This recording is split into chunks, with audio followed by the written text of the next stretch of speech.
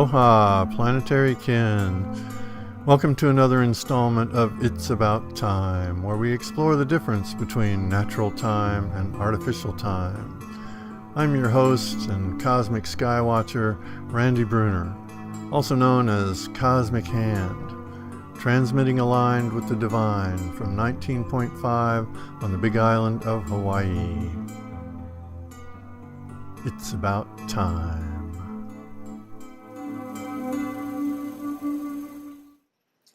Aloha, planetary kin. This installment of It's About Time will be sharing the aspects of the Great American Eclipse and what we can do. We can actually see from the stars what's going on in the sky, and we can actually play that out on the earth, as above, so below, if we pay attention and look at what's going on. And yes, there are a lot of challenges in the sky. When you look at the astrology about the solar eclipse, I mean, it's usually dire circumstances or foreshadowing of disaster or something like that. And in Leo, it's often the fall of the king when you look at it from that respect. And so those are all aspects that I'm saying ignore those aspects. These are possibilities that exist, and if we put our focus on them, that's what makes it happen. I'm asking you to have a separate focus during this eclipse than to think about any of those things. Because yes, there are aspects that have made life difficult. And what we're trying to do is hold a harmonious nest, a harmonious net around all that discord in order for it to be exposed for what it is, being pulled apart and just fall into the nest of harmony and be reformed. That is the vision for the solar eclipse. And what is so awesome to me is that it is, in the Mayan calendar, the White Crystal Dog Day. And people are already planning to participate. They're going out to a potentially once-in-a-lifetime event, and they're going to have fun. It's a family thing, it's a community thing. There are communities right in the path that are going to have celebrations. And it's the day of love. People cooperate in order to love on the Crystal Dog Day. The Maya knew these things. They watched the stars for hundreds of years to develop the calendar that they have given us. And it's that calendar that makes days like this line up. It's a possibility that exists in the spiritual energy of time for that day. Okay? And people are already doing it. They're responding to it as if they already knew what the energy of the day was. And these people don't know what White Crystal Dog is or even means, but they are already doing it. They're participating in it. And so that's the Mayan calendar aspect, but I want to show you the actual astrological aspects, because the most powerful aspect is the grand trine. And I mentioned it in the other show. It's a grand trine in fire signs. And it's not just a grand trine. It's Uranus and Saturn out there trining the whole grouping of planets that are involved in the eclipse. Of course, the sun and moon are conjunct each other. That's why there's an eclipse. There's also Mars and Mercury in there, and the moon's node. So essentially there's 5 aspects, all conjunct, on one side of the grand trine. So the grand trine in fire is, one side of it is the eclipse. And so all of these other planets are holding that energy. On top of that is the sextile from Saturn to Jupiter and from Jupiter to Mars that makes a kite out of the grand trine. And so the kite gives even more stability and expands the harmonious influence to the other side of the chart. And so this influence goes almost all the way around the chart, and except for right where Venus is. And so Venus is in a grand, or not quite a grand square. I mean, it would be a grand square if Uranus and Pluto were 1 degree closer together, but it's not quite a grand square. So it's just a T-square where Venus is stuck outside of all those other harmonious influences. And what that says to me is Venus is the manifestation of beauty, love, harmony, peace, joy, happiness, the essence of the goddess, Venus. And so in the T-square, what Venus is doing is putting tension on the current paradigm, which doesn't allow her to come into manifestation. And so her tension can break the spell of the patriarchy, because she's standing outside applying that tension while all this harmonious energy is holding it together as a nest or a net or a geometric form for the energy to fall into and coalesce into harmony. Venus wants the manifestation of beauty, and it takes some tension. I mean, that's why it's almost chaotic, the energies that are going on now, you know, and they're breaking down old paradigm energy. I mean, it's entirely possible that chaos is necessary for the breakdown of the old paradigm. But this chart neatly holds all that chaos in a geometric form. And when we're looking here, we see that Venus is square to Uranus, and Uranus is opposite Jupiter, and then Jupiter is square back to Venus. And so Uranus being opposite to Jupiter and square to Venus gives the lightning bolt into that tension. I mean, you know, it's tense, it's tense, it's tense already, but the lightning bolt is there to break it, to break that tension, to break the hold that, well, Jupiter represents religion. And so the possibility for Uranus opposite Jupiter is to pull apart or expose religion and have its energy fall into this nest of harmony. I mean, the biggest inharmony in our world is religions. More war is fought over religion than any other reason. Well, now there's resources, but in history, there's been more war over religion than anything. So we're asking the religions to give up separation and to come together into the nest of harmony. And so we've got that dynamic between Venus and Pluto also. So there's two transformative energies, you know, giving tension to Venus. Okay, Venus, the tension that she's applying to the patriarchy is supported by Pluto and by Uranus so that it can change. They're pulling it apart in the center and squaring it off to the side. All that causes tension, which is required to break the spell of the patriarchy. And so within this harmony here, when the spell is broken, it has something to fall back into, to become one with. And that's what the tension, you know, wants. The tension wants to break, but have something to hold into. So that is what we're looking at, and why I wanted to share these aspects is there's a way to use them. There's a way to connect to each of those, and here's something that we can do with that energy.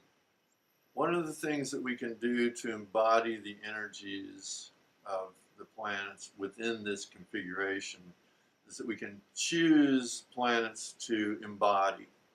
You know, the goddess can be embodied as Venus, the goddess can be embodied as the moon, the goddess can be embodied as Neptune, maybe even possibly Uranus or Pluto. So the point of the transformation is to lead back to the goddess energy. And so I'm asking people to hold those qualities of love, peace, compassion, unity, from the time of the lunar eclipse through the solar eclipse, so that the energy of the goddess is highlighted and actually lived, actually experienced by a group of people during that 2-week period. And so that is something that you could perceive yourself doing and holding the energy of the 60s, peace, love, unity, compassion. But what we're seeing here is we can actually play the roles of Saturn, we can play the roles of Jupiter, we can play the role of Pluto, either way. And so embodying Mars in with the sun and the moon during the eclipse, I mean, masculine energy could be transformed, opened up, returned to its former energy. The point of Mars being the god of war is a patriarchal position. Mars, in its origin, wasn't the god of war, it was the god of passion.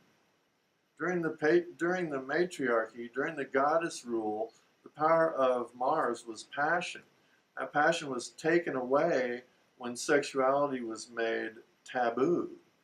And what did they do with that sexual energy? They turned it to aggression.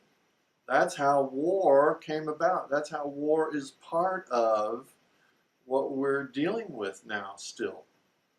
So with all this goddess energy and all this transformative energy, we are focusing on transforming back to its natural state, the power of Mars, back to passion, away from aggression, and back to passion.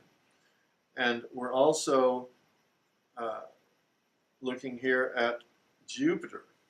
And as I said before, Jupiter represents religion. And before the patriarchy, Jupiter represented spirituality.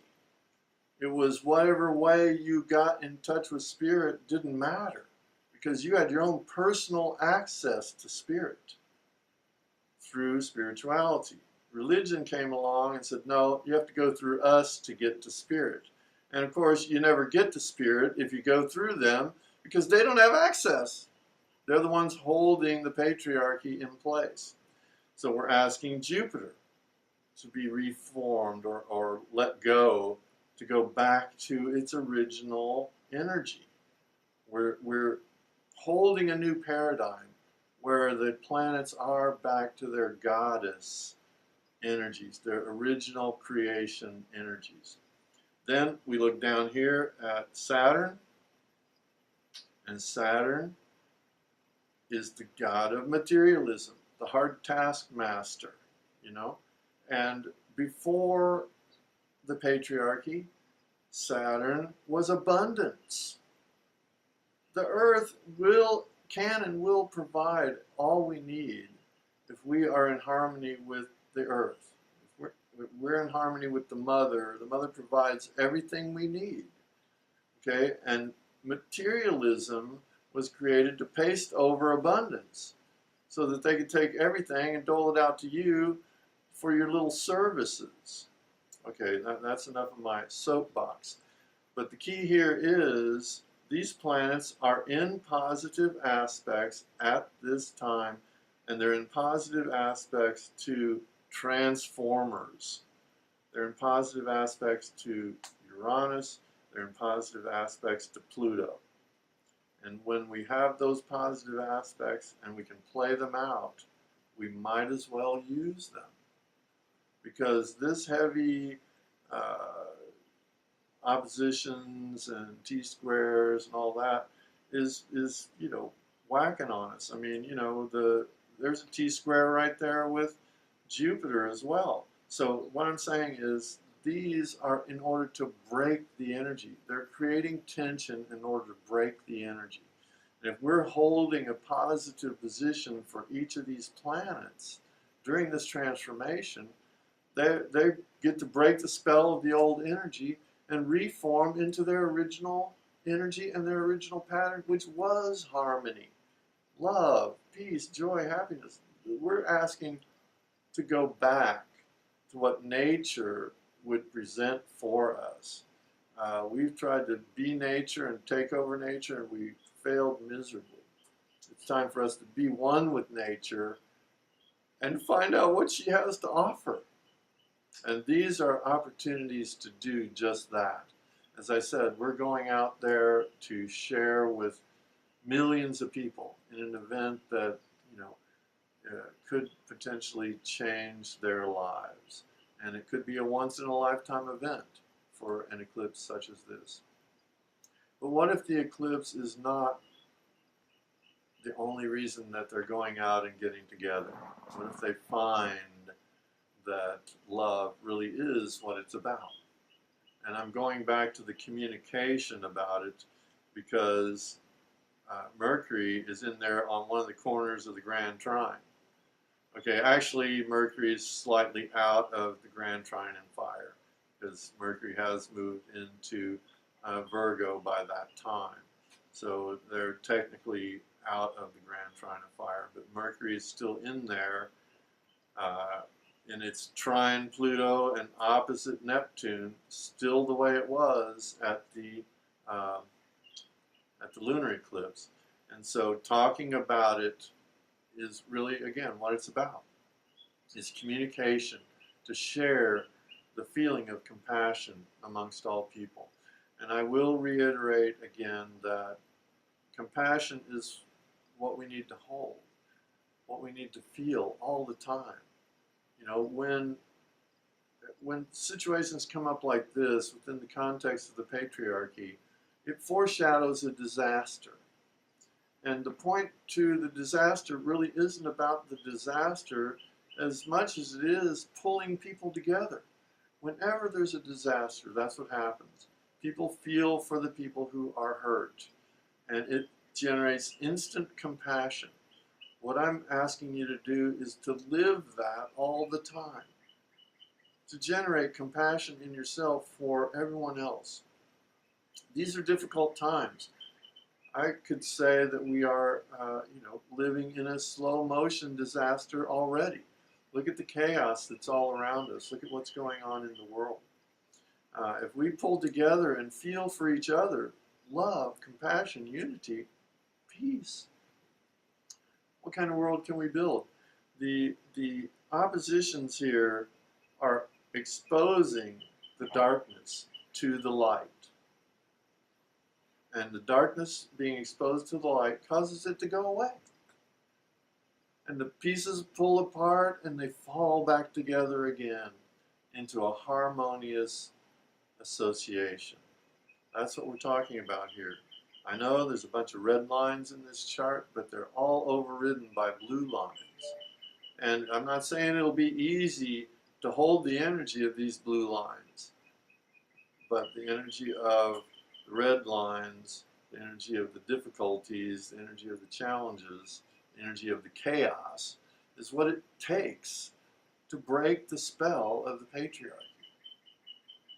And it takes people like us to hold the energy of love in the face of all that chaos and have a form for it to fall into and reform as harmony, peace, love, compassion, and unity.